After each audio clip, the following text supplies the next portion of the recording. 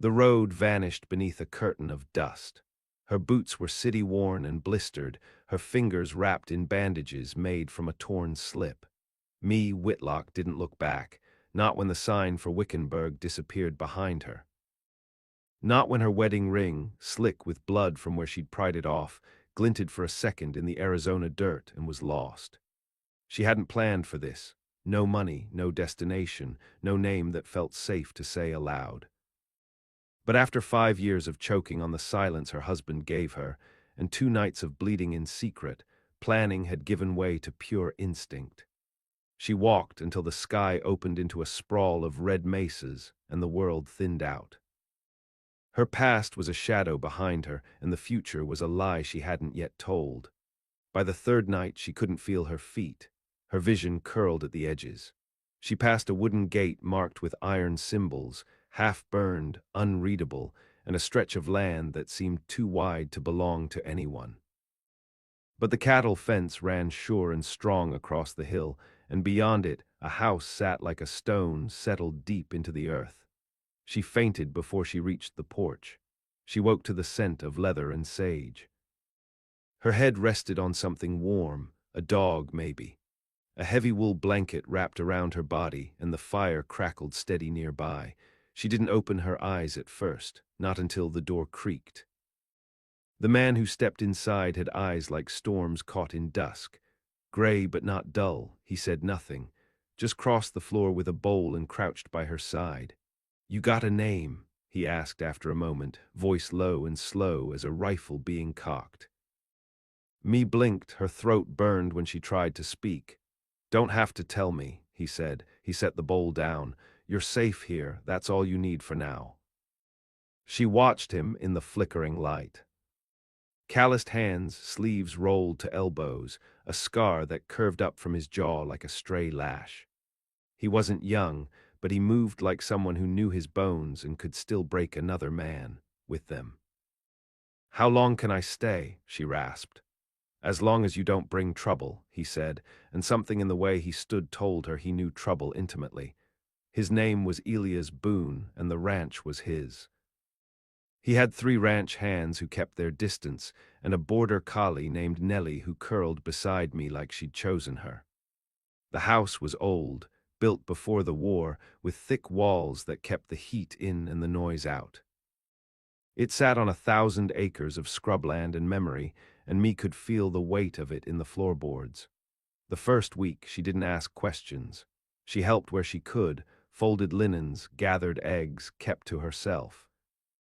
Her bruises faded from purple to yellow, then vanished.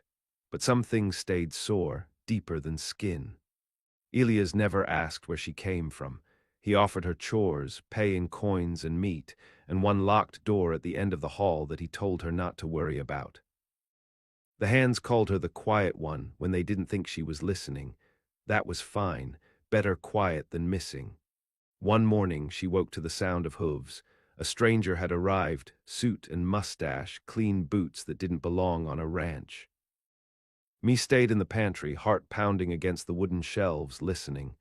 "You seen a woman, late 20s, maybe 30, brown hair, might be hurt." The voice was clipped, too sure. "Plenty women look like that," Elias said. "She's mine." "I mean, she's my wife." "You lose her?" Elias asked. The man didn't answer. Me held her breath as his boots scraped closer to the pantry.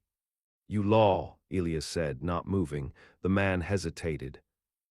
"I got rights. I didn't ask that." Me pressed her palm over her mouth. "You think I'd taken a man's wife without knowing his name, his sins, his smell on her?" The stranger didn't answer. He left by sunset. That night Elias brought me a knife. "You don't owe me gratitude," he said. "But you stay here, you pull your weight, and you keep that close. Ain't all trouble comes with a face." Me took the blade. Her hands shook, but not with fear. For the first time in months, it felt like she had a spine. Spring turned the hills green for 3 brief weeks. Me took to rising early, her fingers in the soil before the sun crested the butte. She learned to shoot from Elias' oldest hand, a woman called Reba who wore a wide-brimmed hat and smoked cheroots like they were medicine. Me kept to her silence, but her eyes watched everything. The way Elias limped when the cold came, how he sometimes sat by the locked room for hours without moving. By summer, me could saddle a horse, stitch a wound, and kill a rattlesnake without flinching. But she still dreamed of hands around her throat.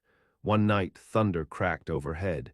Me stood in the doorway and let the rain hit her face.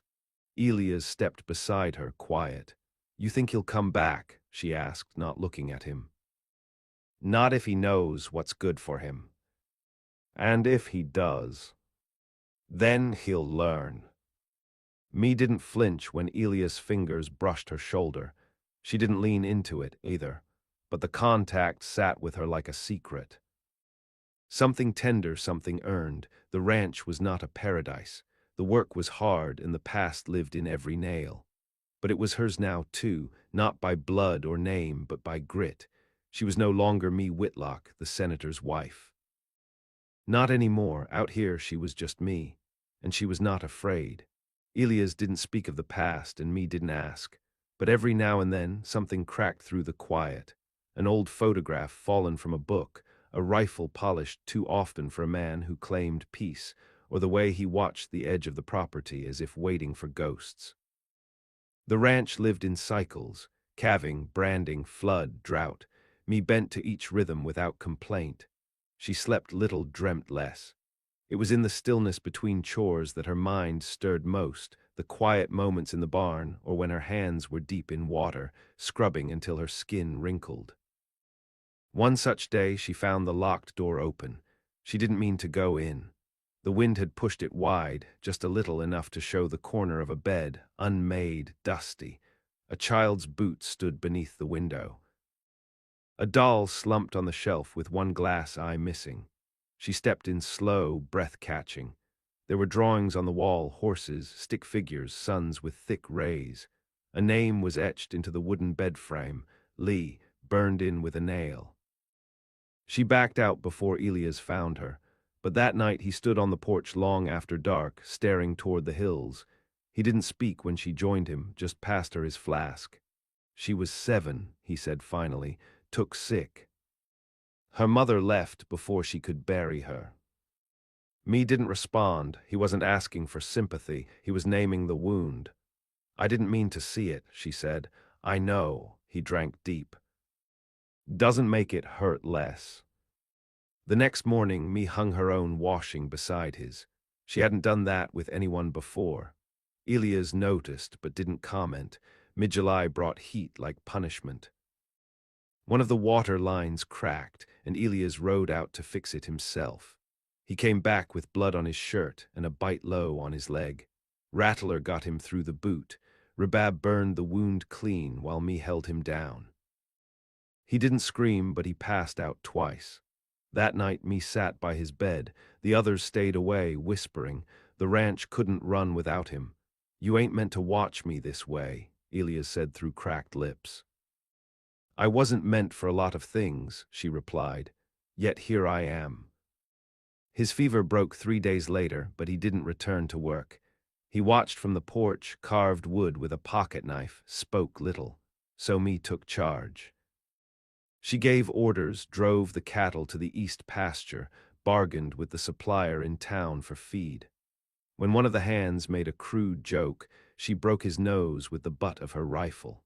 He left the next morning without collecting pay. The ranch held its breath, then it shifted, accepted her.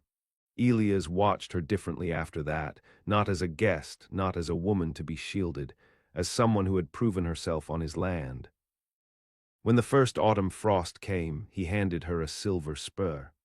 "You earned it," he said. She didn't ask what that meant, just took it and wore it without ceremony.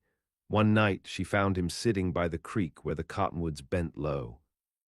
He held a letter. It was creased, handled too many times. "She's dead," he said. "Lee's mother died in Kansas, some drunk thing. I got word from her brother." Me sat beside him, the cold seeping through her skirts. She didn't ask if he mourned. She could see it in the way he held the letter, like something too light to anchor grief but too heavy to burn. "You hate her?" she asked. "I tried," he said. "But hate needs fuel. I ran out years ago." Me said nothing, just stared at the water.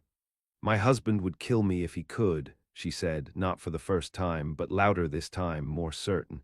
"He'll try again." Elias looked at her, long and hard. "Then we make sure he doesn't get close enough." It wasn't a promise of violence, it was an oath of vigilance. A truth shared between two people who had lost too much to let the world take more. That winter, Me moved her things into the main bedroom, not because Elias asked, because it was cold and the wind clawed through the shutters at night, and she no longer flinched when she saw herself in the mirror. He never touched her without permission, never reached for her when she turned her face away.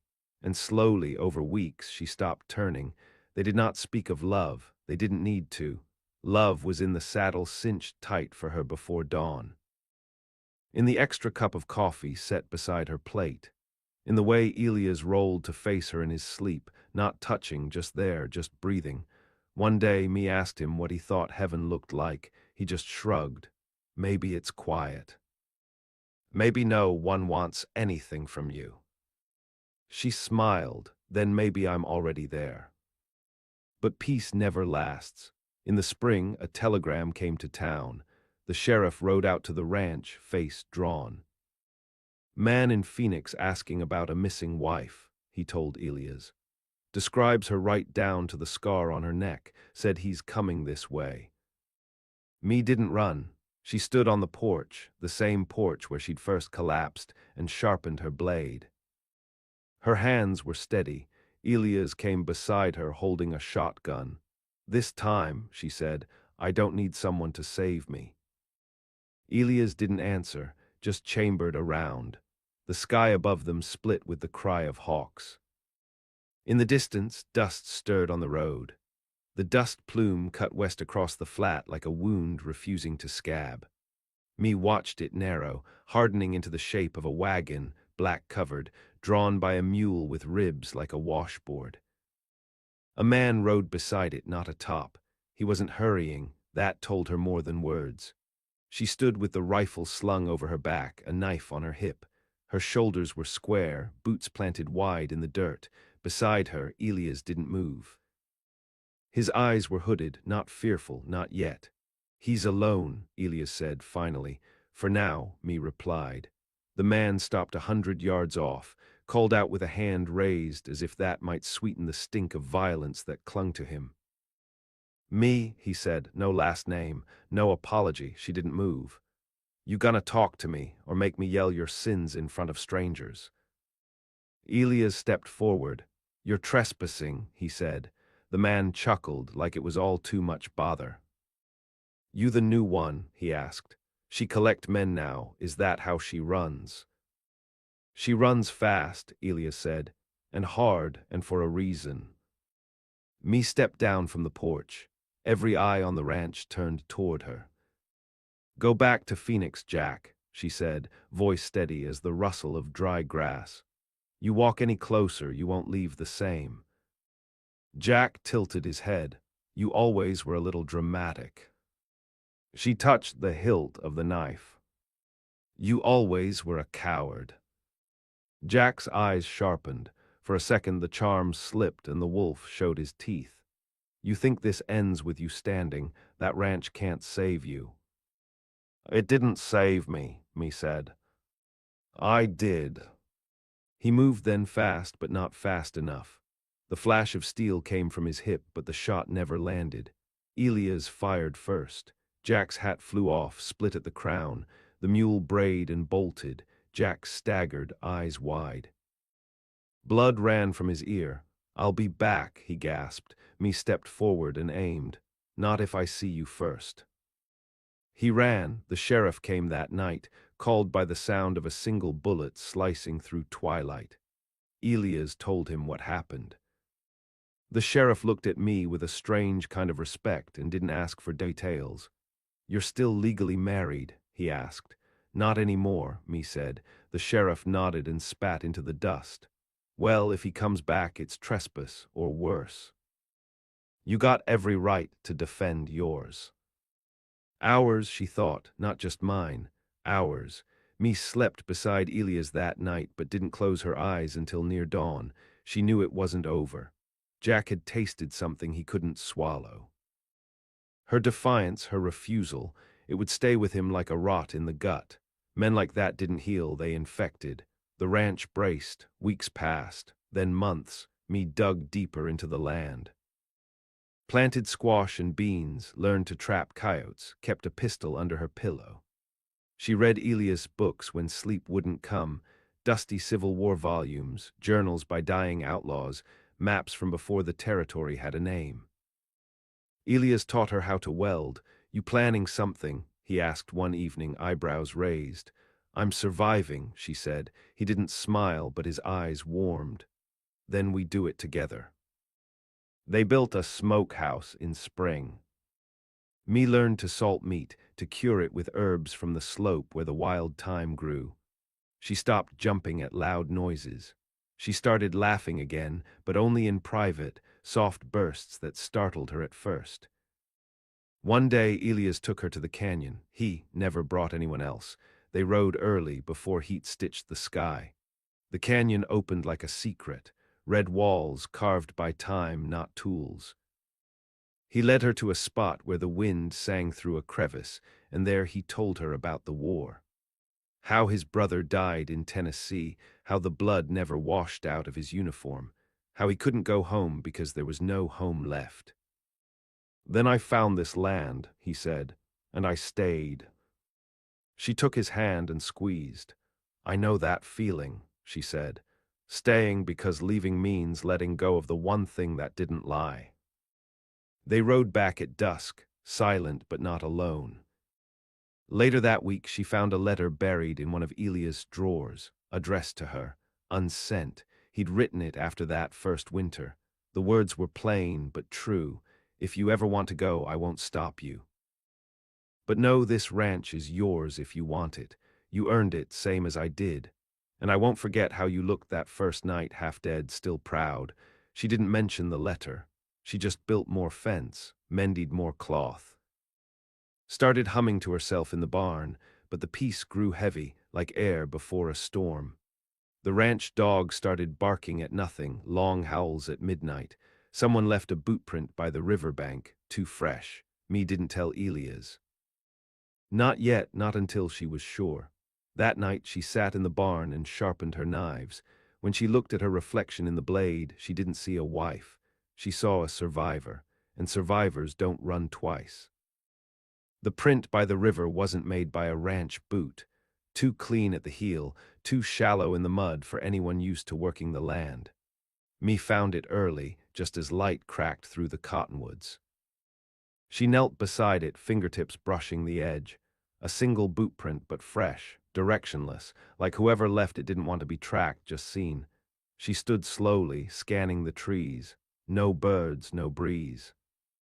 Just a stillness that didn't belong. At breakfast, she told Elias. He set down his coffee and didn't speak, just stared through the wall like it was transparent. Rabat rode out an hour later with a rifle strapped to her back. She circled the northern ridge, came back by noon.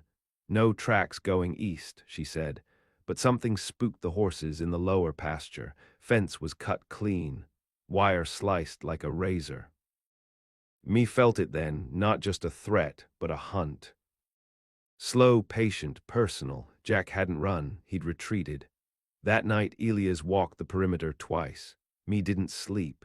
She sat by the stove with her boots on and the shotgun across her lap. At dawn they found the mule. It was hers, the one Jack had ridden in on months ago. Starved, trembling, spine bent like a broken yoke. A message carved into its flank with a knife. Wife. Me turned away before Elias could see her expression. It wasn't fear. It was fury. He was playing with her, making the land bleed around her before aiming for the heart. She rode into town with Rabat that afternoon. They bought more ammunition, extra locks, a second lantern. Me visited the blacksmith alone, asked about a particular length of chain and a hammer-weight padlock. She didn't explain. The blacksmith didn't ask. On the ride back, Rebath finally spoke. "You sure you're ready?" "For what?" "To kill the man who made you this." Me didn't answer at first. She gripped the reins, felt the worn leather bite back. "I don't think he made me," she said. "I think he just revealed what was already there." When they got home, Elias had built a second barricade behind the main gate.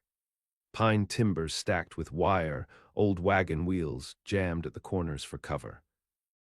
Me helped him reinforce the doors with iron nails. The ranch turned into a fortress. The hands stopped sleeping in the bunkhouse. They took turns on watch, but days passed, then weeks, no sign. Me started hearing things in the night. A soft cough behind the barn, a laugh cut off too quick. She never found footprints, no broken twigs, just the sense of something out there waiting. Then one morning the well ran dry. Elias and me rode out, followed the pipe a mile uphill. Found the source sabotaged, rocks shoved into the basin, metal punctured in two places with a thin blade. "Close," Elias said, scanning the ridge. Me knelt beside the basin. Her fingers came away red, blood mixed with the water, not animal, too thin, recent. Jack was bleeding. That meant he was either careless or getting desperate. That night, Elias pulled a small wooden box from under the floorboards. Inside were 3 revolvers, cleaned but worn, and a set of silver bullets. Me picked one up. "You believe in monsters?" Elias shrugged, "Not the kind with fangs." She chose the shortest-barreled gun and tucked it into her waistband. They set traps that week. Steel snares along the creek, sharpened stakes beneath the windows, tripwires strung near the horses. But it was Me's idea to bait him. She took Elias' coat, smeared it with blood from a rabbit, and hung it from the fence where Jack would see it. Then she waded out in the brush, rifle across her lap, spine against a rock. The wind shifted just before dusk. She smelled him before she saw him. He came limping through the brush like a ghost walking on splinters. Face gaunt, clothes torn, but the eyes were sharp, too sharp for a dying man. He saw the coat and smiled. Then he turned fast toward where me crouched. "You still think you're hard," he called, voice cracking like ice on a creek. "You still think you can survive without me?" She didn't answer, just raised her rifle. "You won't shoot," he said, "because you remember what I was. You loved me once." "No," she said, and her voice didn't shake. "I feared you." "That's not the same." He took a step forward. The trap snapped. Steel jaws clamped onto his ankle. He screamed, went down hard. Me stood, walked toward him with the rifle lowered but ready. Jack clawed at the trap. Blood spurted between his fingers. "You set me up," he gasped. "No," she said, "you walked into it." He looked up then, eyes wide and wild. "You ain't the woman I married." "You're right," she said. "She died the first time you hit her." Behind her, Elias emerged from the dark, shotgun cradled. Jack's mouth opened. No words came. "Let him die slow," Elias said. Me stared down at the man who once owned her, who branded her silence with bruises, who dragged her back with words and knives. She pulled her blade, no sound but wind. When it was done, she sat in the dirt, breathing hard, not shaking, not crying. Elias knelt beside her, didn't touch her, just waited. "You okay?" he asked finally. She nodded. "I think so." He looked at the blood, the trap, the sky overhead. "You sure?" She turned to him, met his eyes. "I'm not his wife anymore," she said. "I'm mine." They buried Jack at the far edge of the property, in a patch of hardpan where nothing grew. No marker, no prayer. Elias dug the grave while me stood back, watching the sun rise behind the distant ridgeline. When the last shovelful hit the earth, she stepped forward and packed the dirt with the heel of her boot. No ceremony, no words. You don't have to stay, Elias said later, his voice low. I know, she replied. The days after were thick with silence. Not tension, but something heavier, like the land itself had taken a breath and didn't know what to do with it. Me returned to work before the others did. She milked the goats, repaired the fence posts along the southern edge, took inventory of the pantry. Rubag gave her space. The hands moved quieter around her, no longer out of pity but respect. Me wasn't a shadow anymore. She was a presence. The first storm came early that year. Rain swept in sideways, the sky black with churned ink. Elias found her out in the corral, dragging buckets. You trying to drown? He asked. Trying to finish, she said. Not used to leaving things half done. He took a bucket without asking and walked beside her. That night they watched the lightning split the mesa from the safety of the porch. She leaned into him for warmth, and this time he reached for her hand and held it. You still thinking about leaving? He asked. Me shook her head. I was always running to something, she said, just didn't know it. The ranch settled, not into ease but into rhythm. Me grew leaner, her shoulders strong. Her face browned in the sun, and her hands became tools as much as limbs. She learned to predict storms by scent, to ride without stirrups, to read a man's intention in the way he touched his hat brim.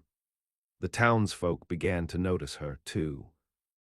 They stopped calling her the girl Elias took in. They started calling her the woman with the quiet rifle. She became a name in the mouths of traders and drifters, someone not to be crossed, someone who kept her land and bled for it. One afternoon, a boy rode up from the east, barefoot, no older than 12, with hair like dirty straw and a black eye swollen shut. He collapsed off his horse before they reached the gate. Me carried him inside, cradled him like she'd once done for herself. The boy woke gasping, asking for his sister. Said they'd run from a man with fists and fire in his teeth. Said the girl was hiding downriver, waiting for him to come back with help. Me didn't hesitate. She saddled her mare, checked her pistol, and rode. Elias followed, no words needed. They found the girl that night, curled beneath a cottonwood, face bruised and dress torn. Me wrapped her in her coat and held her tight. The man who hurt them never saw the dawn. No one in town asked where he'd gone. Me took the siblings in. Rabah helped raise them, taught the boy how to tend the barn and the girl how to whistle through her teeth. Me didn't speak of her own scars, but when the girl flinched at thunder, she held her and whispered truths into her hair. You're not weak, she said. You're just waiting to become dangerous. The girl believed her, and slowly me saw herself in the girl's stubborn spine and the boy's silent, watchful eyes. Elias came to her one night as she sat by the fire, the children asleep in the loft. He placed something in her lap, a deed, the ranch's title signed over to her. She looked up, stunned. You're giving it away. No, he said. I'm giving it a future. Me stared into the fire, her throat tightened, but she didn't cry. This place saved me, she said. No, Elias replied. You saved yourself. The ranch just held still long enough for you to find out. He kissed her then, not out of pity or protection, but because she wanted it. They didn't marry, no papers, no preacher. But the ranch whispered their vows every time the wind swept the grass and the gates creaked open. Me never changed her name. She didn't need to. She'd already buried the one that didn't fit. By the time the snow reached the canyon rim, me had grown used to the sound of children laughing. It was strange at first, too soft, too alive for a place where silence had always ruled. But the boy, Caleb, had taken to ranch life like a seed in good soil. And his sister, Elsie, though quiet, was never far from me's side. She followed her through the chores, copying her movements, asking nothing but learning everything. Me taught her how to shoot, not with fanfare or encouragement, just steady instruction in the dry field behind the barn. They used tin cans at first, then apples, then nothing but wind. She's got your eyes, Rabah said one morning, nodding toward the girl. Me didn't answer, didn't need to. Spring thawed the ground hard and fast. Rivers swelled and the hills bloomed sudden, short-lived. Me took the children into town for new boots, and when the shopkeeper called her Mrs. Boone, she didn't correct him. Elias had heard the name once and raised an eyebrow. She shrugged. Let them call me what they want. I know who I am. They lived without fear now, but not without caution. Me still checked the locks before bed, still slept with a blade tucked under the mattress. Not because Jack might return, he wouldn't, but because safety was a myth, and she no longer believed in myths. Late one evening, a rider arrived from the south, thin, rag-worn, and coughing blood. Me met him at the gate with her rifle loose in hand. He held up a letter, sealed in wax, stamped with an unfamiliar crest. From Yuma, he rasped. Some judge wants your word on a matter about a man found dead near the Gila River. Woman claims he was her husband, says you might know something. Me read the letter by lamplight. It was Jack's first wife. A name she'd never heard, tied to a ghost she hadn't known existed. The woman claimed he'd hurt her too, claimed he left her broken in ways the law had no names for. Now she wanted to bury him. Needed someone, anyone, to vouch that he was the man they said he was. Me didn't hesitate. She rode south the next morning. Elias stayed with the children. Rabah rode beside me, as she always had when storms threatened. They found the woman in a crumbling adobe house, 3 miles from the Gila, thin, silver-haired, shoulders bent from years of flinching. You're her, the woman said, the last one. I'm the one who finished it, me said. The woman cried when me handed her the ring, not out of grief but relief, like some curse had finally lifted. Me stayed one night, then left at first light. The ride back was quiet. Rabah didn't press. Halfway home, they camped by an old trail marker. Me stared at the fire, thinking of names, of what it meant to reclaim something that had only ever been used against you. I don't regret it, she said suddenly. Good, Rabah replied. I'd be worried if you did. Back on the ranch, spring turned to early summer. The children grew taller. Caleb could rope a calf clean by the horn. Elsie had taken to wearing a small knife at her waist, just like me. When a traveling preacher passed through and asked if they were a family, me looked to Elias, then the children. Yes, she said, we are. Later she found an old trunk in the barn, one of Elias from before. Inside, tucked beneath canvas and books, was a photograph, faded, almost bleached out by time. A girl, maybe 7, smiling from the porch me now swept every day. Lee, the lost one, me left the photograph out that night. Not in a frame, not on display, just where Elias would find it. He didn't speak when he saw it, just nodded once. Then placed it in the center of the mantel, above the fire. Summer brought travelers, wanderers, rumors. A man came through whispering of lands to the north where gold still ran in creeks. Another told tales of war in far countries. Me listened, nodded, but never asked for details. She was done chasing fortune, done fleeing shadows. One night Elias asked her what she'd do if the ranch burned to ash. Start over, she said. With you, with them. It's not the land that made me strong, it's what I did on it. He kissed her with that same quiet certainty, like every moment between them was still being earned.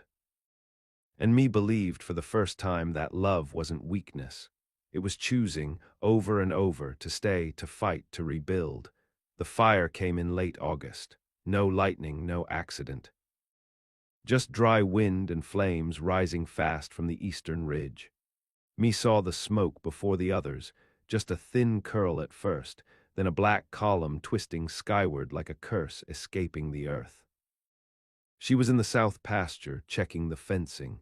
By the time she galloped back, the air already smelled of char. The sky turned orange and ash rained like snow. Elias didn't ask how it started. He gave orders, clear and sharp. Rabah led the cattle west. Caleb filled barrels. Me took Elsie by the hand and ran to the barn. They worked without speaking, buckets to the roof, blankets soaked and draped across windows. By sundown, flames licked the edge of the property. Not yet touching, but close enough to taste fear, Me tied her kerchief across her mouth. The girl stayed at her side, wide-eyed but steady. "What do we do?" Elsie asked. "We fight," Me said. "And if we lose, then we build again." The fire didn't break until morning, not until the sky cracked open and the wind turned on itself, driving the worst of it east. The ranch didn't burn, but the edge of the north field was lost. 3 calves, 2 sheds, and half the peach grove were gone. Smoke hung low for days, choking everything in silence. They buried what they had to, repaired what they could. Me spent that first morning walking the line of ash alone. Her boots sank into blackened soil. Nothing spoke, not even the birds. She stopped by the grave on the edge of the land, Jack's, and spit once, not out of hatred anymore, just to mark it, to remind the dead that the living still chose. Rabah found her there an hour later. "You think it was him?" she asked. "No," Me said. "He's too dead to light matches, but someone like him maybe." Rabah nodded. A man he owed, or a man like him trying to send a message. Me didn't reply. The truth was, it didn't matter. Fire didn't need a name, only dry wood and silence. Back at the house, Elsie had drawn something, a sketch on the back of an old invoice. It showed the ranch, but bigger, rebuilt. A second barn, a new fence line. The words "ours" scrawled in the corner. Me put it on the wall. Weeks passed. The orchard began to green again. Shoots poked up through the black soil like small rebellions. One night, Elias handed me a ring. Silver, shaped like the spur he'd given her that first year. "No stone, just weight. You don't need to wear it," he said, but I needed to give it. Me turned it in her fingers. "I'll wear it," she said, "but not as a wife." He raised an eyebrow. "As a partner," she said, "as someone who didn't just survive this place, someone who made it answer." He smiled, and it wasn't bitter. In the fall, they took in 2 more girls, orphans from downriver, left after their mother died from fever. Me didn't ask questions. She showed them where the blankets were, let them name the animals. And at night, when the wind creaked the windows and the coyotes sang, Me stood at the porch with her rifle and her stories. She no longer dreamed of blood, she dreamed of fences holding, of small hands pulling up carrots, of laughter inside walls that used to echo with ghosts. She'd come to this place looking for nothing but escape. What she found was a crucible. A fire that hadn't burned her away, but burned her clean, and what remained was sharper, stronger, and unwilling to be buried. Me never returned to the city. Her name faded from the legal ledgers and the gossip pages. But in the land where the wind speaks low and the sun cuts clean, she became something harder to erase. A reckoning. A woman who rose not from love, but from the ash of her own ruin, and built, with calloused hands and steady heart, a life no man could take.